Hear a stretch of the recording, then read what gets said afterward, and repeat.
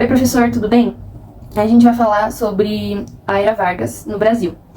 A gente vai falar sobre o período do Getúlio Vargas no poder, sobre o Estado Novo, sobre as reformas econômicas e sociais e o impacto que ele teve na política brasileira. Bom, professor, eu vou falar sobre o primeiro tema, que é o chefe do governo provisório, que foi de 1930 a 1934, quando Vargas ainda não tinha sido eleito. Bom, eu vou falar sobre a Revolução de 1930, que eu achei um tópico muito importante. Não podemos falar da Revolução de 1930 sem falar de 1929, né? Da crise de 1929, quando ocorreu, né, a quebra da Bolsa de Nova York, o que atingiu grandemente aqui na economia brasileira. E também tem todo aquele BO do café com leite, né? Minas versus São Paulo, Minas Gerais versus São Paulo, que, tipo, eles também quebraram a aliança, né? A aliança liberal. E aí teve a organização da Revolução Armada, que, né, Washington Luiz foi deposto e Vargas assumiu o poder como chefe do governo provisório. E aí não houve resistência, né, pela ruptura do institucional, sem a realização de eleições. Eu também coloquei essa imagem das saudosas corridas, né, pra mostrar que o Getúlio Vargas era, tipo, um bom homem e tudo mais, enfim. Né, se mostrar e o povo queria votar nele.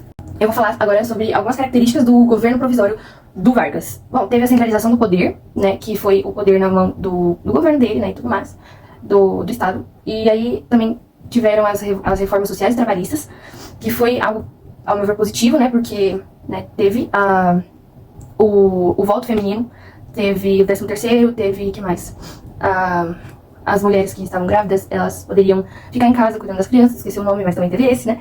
Também teve a industrialização, que foi a diminuição do trabalho braçal, né, da manufatura, para a industrialização mesmo, em si, com máquinas e tudo mais. Agora, os conflitos políticos que tiveram. Teve a Revolução Constitucionalista de 1932, também teve a consolidação do poder.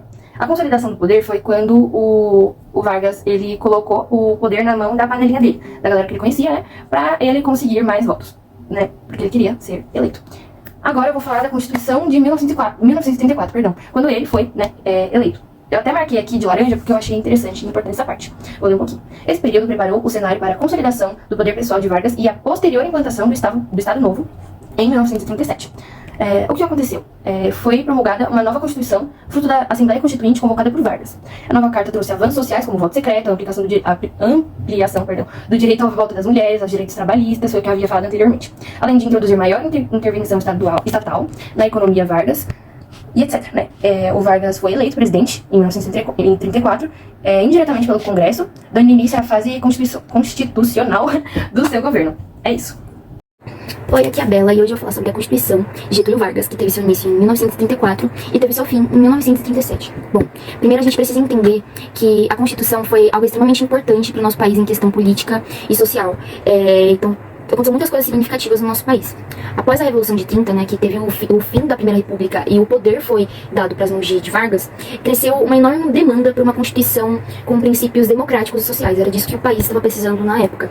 Então, essa Constituição ela foi promulgada pela essa pressão, né, estabelecendo um marco jurídico que buscava conciliar, ao mesmo tempo, a modernização, mas também a centralização do poder na mão de Getúlio. Bom, a Constituição ela teve grandes reformas democráticas significativas e teve inovações assim, importantíssimas, e uma das inovações foi o voto secreto, que reduziu muito a influência de fraude nas eleições e também que eram chamadas de coronelismo. Também teve o direito ao voto feminino, que foi um marco extremamente importante de inclusão social, porque foi a primeira vez que as mulheres tiveram o direito de participar das eleições e de votarem. Então, assim, isso foi uma coisa extremamente importante, principalmente pela toda a luta feminina de conseguir ter direito ao voto. E também teve a criação da Justiça Eleitoral, que foi basicamente uma instituição que foi criada para assegurar a imparcialidade das eleições. E assim, apesar de tudo isso ter tido assim meio que um período curto, né, porque teve sua ascensão, mas também acabou declinando muito rápido, a Constituição ela refletiu muito esse esforço do Vargas com os populares, da necessidade urbana de atender essa necessidade, né, urbana das pessoas que eram mais pobres e tal, enquanto ele mantinha, né, isso também ajudou muito ele manter o poder sob as mãos dele. A Constituição de 34 também trouxe mudanças muito importantes em questão de mudanças sociais e econômicas. Durante todo esse período, o Vargas ele consolidou a base de uma política trabalhista e industrial, ou seja, primeiramente teve a modernização econômica, que foi incentivo a mais indústrias locais, nacionais, e isso tirou a dependência brasileira de produtos importados. E isso teve uma grande mudança econômica por conta disso, e meio que ajudou muito o nosso Brasil economicamente falando. E também teve a legislação trabalhista, que foi basicamente a implementação de direitos, né, como a jornada de trabalho e o famoso salário salário mínimo, e isso também além da criação de bases para a regulamentação sindical. E essas ações, né, refletiram muito o compromisso que o governo tinha com o fortalecimento do Estado e com a melhoria de condições de vida do povo. E isso fez com que, né, os trabalhadores, né, isso fez com que o Getúlio fosse visto como o pai dos pobres, entre muitas aspas, porque a gente sabe que não é bem assim. Foi, na verdade, uma grande jogada, né? Ele usou de todos esses artifícios para manipular o povo brasileiro, que também tinha muita ignorância. Eles, né, só consumiam o que eles queriam que fosse dado para as pessoas. Então ele foi visto como um herói. Ele, inclusive, para muitas pessoas, ele é visto como um dos melhores presidentes do Brasil, já eleito, sendo que a gente sabe que não é bem assim que funciona. E, enfim, também teve tudo isso, né, surgiu os conflitos, né, políticos, que não ia ficar muito tempo, né, nessa paz, nesse equilíbrio, e basicamente o governo, ele enfrentou uma enorme polarização, que, né, ela era dividida entre dois movimentos principais, que era a AIB, que era a Ação Integralista Brasileira, que ela era inspirada no fascismo europeu, né, no movimento fascista, e ela defendia um regime extremamente autoritário. Ela foi liderada por Plínio Salgado e promovia ideias extremamente conservadoras com um lema, né, sobre o famoso lema Deus, Pátria e Família. Agora, do outro lado desse movimento, era a ANL, que era a Ação Nacional Libertadora, que era a frente esquerdista, que congregava comunistas, socialistas e opositores do governo. Ela foi liderada por Luiz Carlos Prestes, e eles tentaram, né, essa aliança, ela tentou organizar um movimento comunista em 35, que se chamava Intentona Comunista, mas ela foi extremamente censurada e reprimida por Vargas. E essa tensão entre esses dois grupos iniciou uma instabilidade muito grande política, preparando basicamente o terreno ali para tudo explodir, tudo dar errado e ter mudanças extremamente drásticas. Bom, eu vou dar a introdução sobre o golpe de 37 e o Estado Novo, mas a Ponte logo será, depois de mim, ela vai se aprofundar bem mais. Mas basicamente, o golpe de 37 e o Estado Novo foi o ápice dessa instabilidade política, que foi quando o Vargas, ele justificou um golpe, né, do Estado, alegando um suposto documento que se chamava de Plano Cohen, que mais tarde descobre que era um documento falso, que era uma conspiração comunista, que era basicamente uma conspiração comunista contra o Estado, contra Vargas. Então eles criaram, né, esse documento que era falso, pra, né, ferrar com os comunistas que estão visando ideais diferentes dos deles, que eram ideais que prezavam pela liberdade, que eram totalmente contra o regime autoritário que estava sendo implantado no país, de forma extremamente implícita, mas que estava ali cada vez mais surgindo. E basicamente esse golpe, ele instaurou o Estado Novo, e foi esse regime autoritário que eliminou liberdade democrática, que antes era o que, né, Vargas falava sobre essa democracia, direito de voto, só que na verdade não foi bem assim que funcionou, né, e centralizou ainda mais o poder na mão do Vargas, porque era exatamente isso que ele queria.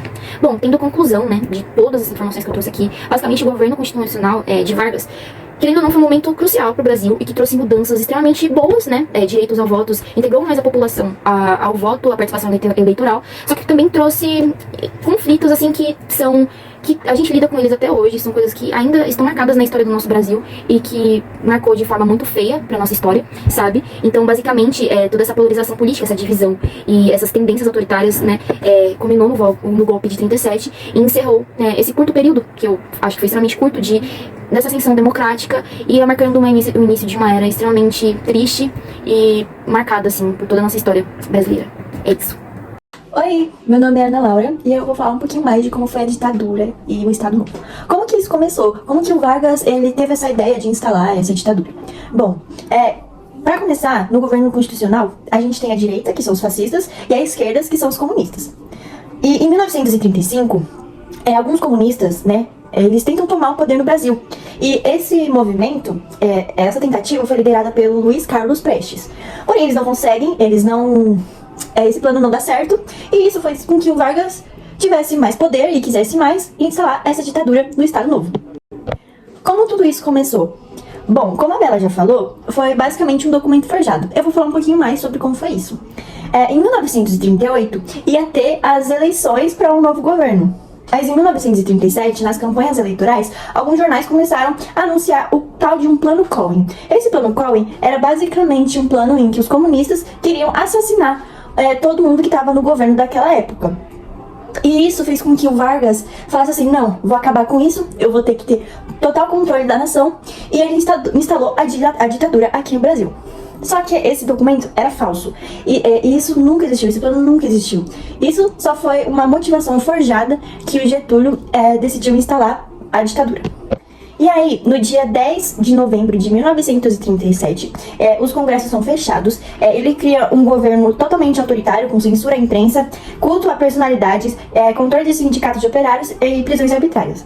E em 1937 nasceu a Constituição de 1937, que era a Constituição Polaca, que ela era baseada na na Constituição da Polônia, né, que era basicamente o presidente se tornar o chefe da nação. Então, nessa nova Constituição, a gente tinha a liberdade de imprensa abolida, a gente tinha a pena de morte instituída, as greves eram proibidas, se qualquer pessoa fizesse greve e fosse contra o governo, essa pessoa era torturada e morta.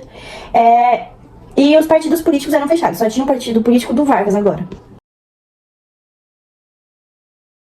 Bom, agora a gente se pergunta, como que é viver na ditadura? Como eram as pessoas daquela época? Como elas eram tratadas? Bom, as pessoas que eram opostas ao governo, como eu disse, que faziam greves, ou enfim, elas eram perseguidas, torturadas e muitas vezes até mortas, só porque elas não achavam certo o que o governo fazia. E a manipulação era tanta que eles criaram o DIP, que é o Departamento de Imprensa e Propaganda. Ele foi criado lá em 1939. Então ele controlava as propagandas, os filmes, as rádios principalmente também, porque eles usavam muito rádio naquela época. E eles filtravam tudo, todas as notícias, todas as informações, e só passava aquela ideologia que o governo queria. Agora a gente vai falar um pouquinho do Brasil e a Segunda Guerra Mundial. Bom, muitos diziam assim: é mais fácil cobra fumar do que o Brasil entrar na guerra. E bom, isso ficou comum, né? Porque, querendo ou não, o Brasil ele se aliou aos Estados Unidos, porque assim, eles tinham a ideia de que se eles não conseguissem conquistar o Brasil, a América do Sul inteira ia estar contra os Estados Unidos. Então eles conseguem conquistar o Brasil trazendo algumas coisas, por exemplo, mais visibilidade pro Brasil, eles começavam a, por exemplo, criar personagens baseados no Brasil e tudo mais. Então, sendo que o brasão da FEB, né, que é da Forças Expedicionárias Brasileiras, é uma cobra fumando cachimbo. Então, o Brasil está aliado dos Estados Unidos e a Alemanha fica tipo assim, como assim? Porque a gente também tinha uma ligação com a Alemanha nessa época. Então, a Alemanha começa a mandar alguns navios aqui pro Brasil, alguns submarinos, para atacar os navios, mas que não dá em basicamente nada. Então, é basicamente essa participação que o Brasil tem na Segunda Guerra. Bom, falando agora sobre a renúncia de Vargas, aconteceu o seguinte.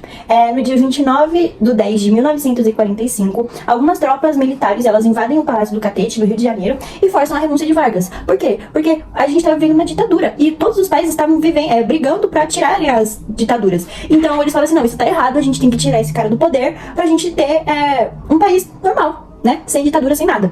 Mas ainda tinha gente que apoiava sim a ditadura e tinha gente que gostava muito. E isso foi chamado de movimento querimista. Depois do governo do Eurico Gaspar Dutra, que foi depois da primeira renúncia de Vargas, a gente ia começar uma nova eleição, né? E a gente tinha um partido UDN, que é a União Democrática Nacional. E esse partido era totalmente rival do Vargas. Então, eles eram a favor da intervenção econômica dos Estados Unidos. Então, eles queriam que os Estados Unidos pudessem, por exemplo, mexer no petróleo do Brasil, coisas que o Vargas era totalmente contra. Tanto que ele até criou a Petrobras e algumas outras empresas para tomarem conta dos nossos recursos. Então, a UDN, ela também era antigetulista, antipopulista, era mais da elite brasileira, porque o Vargas, ele meio que amava os pobres e os ricos, só que no fim, ele também só ficava mais ou menos com a elite. Mas a UDN era muito mais voltada pra elite e também era um partido conservador. E o principal membro desse partido é o Carlos Lacerda. Esse Carlos Lacerda, ele é muito importante. Ele era um jornalista da época que eu vou voltar a falar dele daqui a pouco. O Vargas, ele não tinha saído totalmente da política depois que ele teve a sua renúncia. Ele continuou como senador, mas enfim. Em 1950, o Vargas ele se candidata de novo para se tornar presidente. E todo mundo ficou com medo. Todo mundo ficou assim, meu Deus do céu, que desespero, vai ter uma ditadura de novo no nosso país, a gente não quer isso. Só que o Vargas, ele ganhou com quase 49% dos votos. Então as pessoas queriam sim ele de volta. Só que no governo do Eurico, ele deixou muitas dívidas. Os Estados Unidos, ele parou muito de investir aqui no Brasil.